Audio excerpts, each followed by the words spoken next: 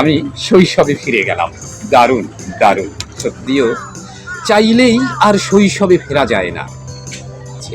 আজকে অনেক বছর পরে, বলতে গেলে বুড়ো বয়সে, শৈশবে একটু ফেরার ইচ্ছা জেগেছে। যতটা মনে আছে চেষ্টা করব।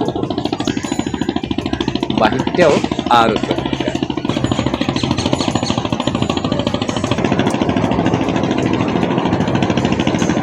কাউফল খেতেও কিন্তু খুব দারুণ, টক মিষ্টি।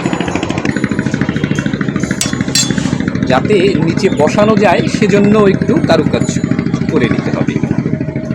একটুখানি ছিদ্র করে নিলাম। কিছুটা হয়তো অনেকে আন্দাজ করতে পেরেছেন আসলে কি হবে এই কাউ দিয়ে। অনেকেরই আন্দাজ করার কথা। এই যে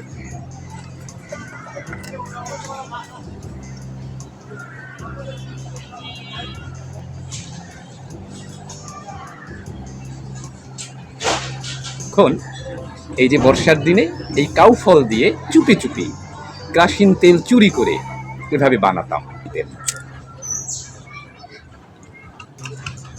বন্ধুরা, হয়ে গেল দারুণ একটি উপজাতি।